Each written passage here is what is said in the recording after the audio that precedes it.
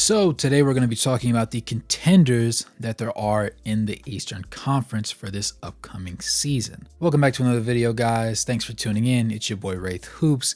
Make sure to like this video, comment your thoughts, and subscribe and turn on those post notifications. And without any further ado, let's go ahead and get into it. When I consider a team to be a contender, I think about how quality obviously their starting unit is, how they were the previous season, how their coaching fit is, how lucky they got last year, what their scheduling is looking like this season, how many back-to-backs, things of that nature, as well as just how old the players are and what I can expect their numbers to look like going forward as far as motivations go as well. From both conferences, I actually picked 5 different teams. The first one being the Bucks. Surprise, surprise.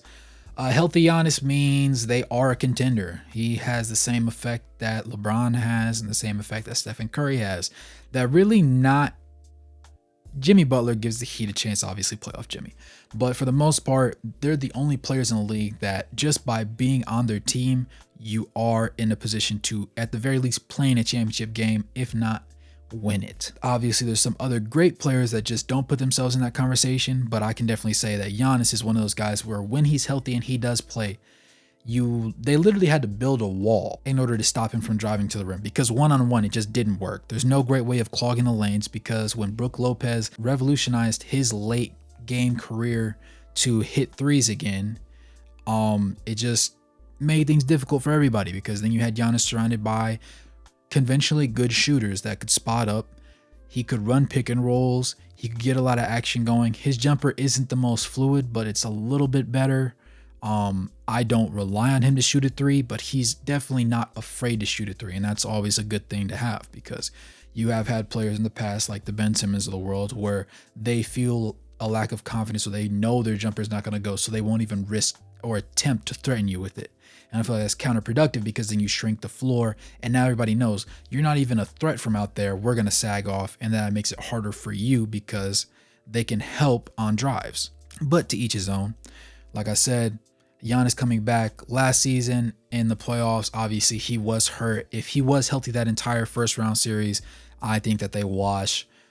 Do I think they make the finals last year? I'm not 100% sure just because of how the Celtics and the Heat were playing, but it just makes the most sense that they do end up handling the Heat handedly. But, you know, Jimmy Butler was in a different mode, so who's to say? But regardless, we do believe that Giannis, when healthy, is a top 5 player in the league. If not top 2, top 1. The only reason I give him top 2 is because Jokic was just on a whole nother level. He got rid of the narrative that he doesn't play defense or he's horrible at defense because he's not. He hasn't been recently. And the metrics finally, all the advanced statistics finally back him up on that side of the spectrum. Obviously, we know Giannis defends well. We know he's super athletic. We know he can push the ball in transition. We know he's improved as a passer and as a creator. We know he's become more confident and comfortable with his jumpers, obviously turnarounds, floaters, things of that nature. He's taken a few more threes, so that's nice to see. But it's just going to be about the entire package and him staying healthy for the playoffs. An important thing to note is that Brook Lopez is old as dirt now. Great player, really changed his career because back when he was with the Brooklyn Nets, he was more of a traditional big. Like he played a lot of back to the basket. He had a hook shot. Obviously, he still uses that now, but now he's been more so in the bag of a shooter. And he just randomly developed a strong 3-point jumper to the point where it allowed him to stick around this long. And last year, he was actually a very much more productive player than I was expecting him to be. And the only thing is, I don't know if he can sustain that for maybe more than like a year, 2 years. Because I don't think that he's going to just fall off a cliff. But what he's doing at his age and at his height and size and build, with the type of career that he's had in the injuries that just, you know, they pile up and it gets harder and harder to keep up with the play. I don't know how much more time we have on him, similar to an Al Horford situation, but obviously the Celtics end up getting Kristaps Porzingis to kind of alleviate that stress a little bit. With the Bucks window overall closing, because obviously the Drew Holiday has taken a step back. A bunch of their other big pieces are just getting older. Chris Middleton's not on the same exact timeline as Giannis, obviously. So you just wonder how many more years of contending status can you get out of your role players that are surrounding Giannis before Giannis says, I don't really want to be here anymore. And a lot of people think that he will either leave in free agency or they'll end up trading him to try and get ahead of it to a another team that has some assets that they can work on and rebuild with. And obviously Milwaukee's not the perfect city because it is a smaller market team, but it was good to see that Giannis was able to get them that chip and just be really, in my eyes, he's surpassed the greats in that at that place and just become their greatest player in franchise history. But they do need to capitalize on the window and make sure that they are able to get the most out of him right now, just in case he does decide it's time to go and they just can't put the pieces around him to contend long term. So for this season coming, obviously for me it's a resounding yes, the Bucks are a contender. Now for the Celtics, they are my second pick. Obviously, like I just said, Al Horford is getting old. He played phenomenally well against Joel Embiid like he always does for some odd reason, and Joel just ends up shooting like complete dirt, like he's 50 years old, like on some Udonis Haslem type stuff whenever he gets into the playoffs and has to face off against Al Horford. So Al has his number, but we don't know how much longer we can rely on Al, so it's important that they did end up getting Kristaps Porzingis. Obviously, they did end up losing Marcus Smart last season in the trade for Porzingis, so they did lose their number one really passer in a sense because none of them, they don't have a pure point guard on their roster, and he was just that main guy that was going to swing the ball. He was initiating the offense more often than not, but alongside obviously Jason Tatum. But now I'm under the impression that they're hoping that Jason Tatum can take on more of the LeBron role, where whoever takes the shot, it's your responsibility to either give them that shot or to create your own shot. And we do know he is a prolific scorer. He is a top 10 player in this league and a perennial all-star to this point. But it's a tall ask for him. And Jaylen Brown obviously got exposed for having lackadaisical handles last playoff season. But he did end up getting that $300 million contract because you got to keep your stars happy, man. And he's supposed to be that 1B to Jason Tatum's 1A. Add Kristaps Porzingis to it, and some people were saying that Jaylen Brown even slipped a little bit lower on the totem pole. But no matter which way you look at it, they did get better with the trade that they made. It's just going to be about who can create the most offense, the most fluid way, and who's going to be the main creator for this offense and just run as that engine. Obviously, Jason Tatum is the pilot. He is the driver in the driver's seat for this team's bus, but it just comes down to how far he can take them, because we have seen him as well as Jaylen Brown just randomly have spurts in a season where they just go completely ice cold and they just seem like they don't know how to play the game of basketball, and they're back to being 19, 20-year-old players in the league getting destroyed by LeBron James back when he was in Cleveland. But either way, I do trust them to go in on a smooth streak and get the ship righted regardless. And they will be contenders. They have a roster that's built for it. They do have some solid depth. They have pieces that can contribute and are willing to contribute and want to contribute. And when you have Jason Tatum and you just paid Jaylen Brown and you just traded for Kristaps Porzingis and you still have Al Horford to back up, you feel really good about your odds. So for me, again, it's a resounding yes for the Celtics.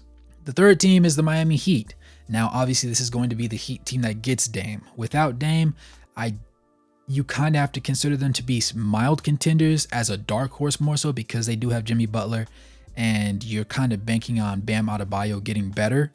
Bam Adebayo is one of those weird guys where it's like he plays really well in the regular season, but he doesn't play necessarily worse in the postseason. He just plays like it's a regular season game, and that's the bad part, because good players, they play slightly above what they normally do. Great players play exponentially better than what they would normally do on a night-to-night basis, which is what Jimmy Butler is. And that's why he gets the nicknames of Jimmy Buckets and Playoff Jimmy, because for some reason he just coasts through the regular season and then hits that final gear in the playoffs and he's off to the races. Bam Adebayo just hasn't really tapped into that yet. I don't know if he will. They obviously were talking about if Embiid wants out because Harden gets traded and they can't get anything in return, and Embiid just talks about wanting to win a championship. Can they get him in a trade?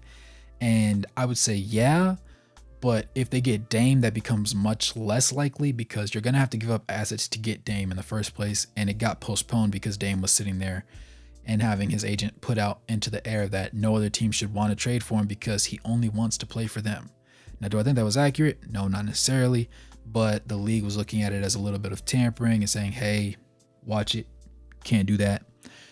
So with Dame, they're definitely contenders because Dame and Jimmy on the same team, add on Bam and whatever pieces they don't end up letting get traded away. And it's just chef's kiss. It looks really dangerous. And with Eric Spoelstra as your head coach, obviously, and in Miami, it makes sense. It just makes sense. Now, they did lose Gabe Vincent, which might hit them a little bit, but if they have Dame, it kind of replaces that because obviously you still do have the Kyle Lowrys of the world, and you have, while obviously he wasn't the most important piece on the roster, he still provided some sort of veteran presence, and he was reliable at random points when they couldn't put points on the board or just when they needed some relief, to be quite frank.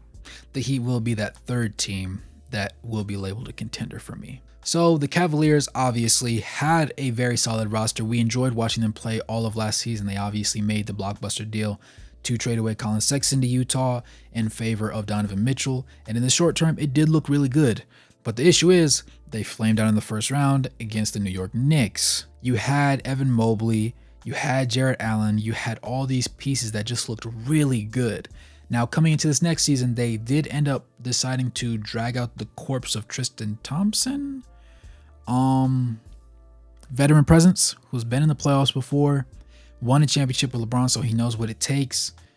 He's seen the ups and downs. Obviously, he was an analyst last season before coming and joining the Lakers in the playoffs.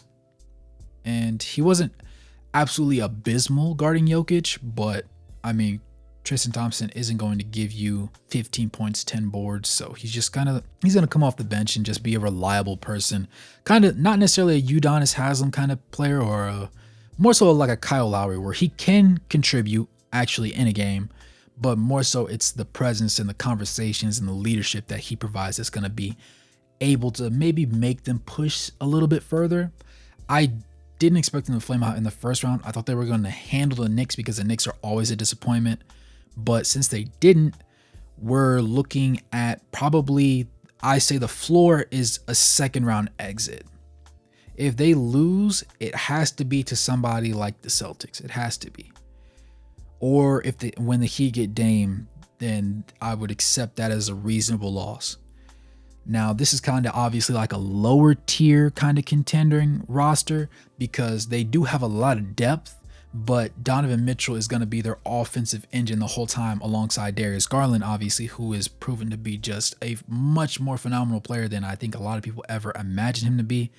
And that's really good for him. But it's going to be hard to just get that poor taste out of my mouth from last season's early playoff exit to the Knicks. With that being said, though, I do have them still pegged as a contender because they have the build that could get it done. It's just about whether or not they do get it done. And finally, last but not least, the Knicks. I wasn't going to include the Knicks, but I was in conversation with a few people and they said, essentially, if you are going to include the Cavaliers, you have to include the Knicks because they beat them last season and they should be a better team coming into this season. And in my eyes, that was a valid argument because not only are they more experienced now having won a playoff series and going into that second round, obviously things didn't end well there, but they went there. That's the bottom line. They went there. And you have the core of Julius Randle, RJ Barrett, and Jalen Brunson. But I think the thing for me that made me put them up there in the Cavaliers realm, because I do think the Cavaliers underachieved more so than the Knicks just being that good. I think the Knicks overachieved and the Cavs just drastically underachieved for themselves last year. But the thing that makes me feel more comfortable about the Knicks is the fact that I saw RJ Barrett play in the FIBA World Championships and he looked good in the tournament across the board. Now, he wasn't flawless. He did have a couple times where he would just seemingly disappear despite being on the floor. But I think it was a valuable experience to play against other international teams, and RJ Barrett obviously being a player that hails from Canada, playing for them as a starter alongside Shai Gilgeous-Alexander and Dylan Brooks. And he was instrumental in that effort that ended up knocking the U.S. out of the third place game so that they could get Canada's first ever bronze medal. With that in mind, though, I think Jalen Brunson is going to be the more important piece. Obviously, Julius Randle has to step up and just be a good leader for this team. He has to stop jacking threes for no reason. He has to take quality shots. Shot selection is his biggest thing, not just taking shots that he's going to miss, but taking shots that are reasonable. Sometimes you are going to have to take a couple bad shots because that's what the defense gives you, but you don't want to make a habit out of just shot chucking with 22 and 16 seconds left on the clock, because there's no need for that. There just isn't. And I think that he will improve in that department, but alongside having RJ Barrett have some more international experience, obviously, like I said, getting getting a bronze medal in the championship third place game, and then Jalen Brunson also playing in that game, but also being one of the more reliable players on Team USA, because obviously Team USA didn't have a lot of A-list stars this year. There was a lot of just guys that wanted to play, a lot of younger guys, and you saw the Mikal Bridges, the Jalen Brunsons, and the Anthony Edwards being the three guys that were really like the most consistent from my observation on the court at all times. Understanding this, seeing that the Knicks have two of these players that ended up playing against each other for a medal, I think that is going to be interesting to see how they regroup, get everybody on the same page, and just make things shake out that way before obviously people are going to sit there and say that they want to try and make a move for Giannis or make a move for Embiid, or make a move for Donovan Mitchell, which I could see happening. That would be interesting. Obviously, there was the rumors floating around before, but it didn't happen, and it gave us some interesting basketball with the Cavaliers. Regardless, I do think that the Knicks are an interesting team, and because their players, their main core players, played in the season and had to improve their game and had to change their styles up just a little bit in the type of roles that they played for a certain period of time, I think that made them better players, and that coupled with the fact that they do have a little bit more playoff experience, I have to put them in as a contender. But with that being said, you guys let me know your thoughts. Obviously, there are some other teams that seem to be more dark horses for me personally that I think other people would have loved to see. Let me know who your team was in the comments. Let me know if you agree with anything, if there's anything that I missed out on. I'm always open to criticism and conversation because I love to talk basketball, especially with you guys. With that being said, go ahead and like this video, comment your thoughts, subscribe, turn on that post notification, and join the Patreon, man. As always, good morning, good evening, good night, no matter where you are on the globe watching. Thanks for tuning in. I'll catch you guys in the next one. Peace.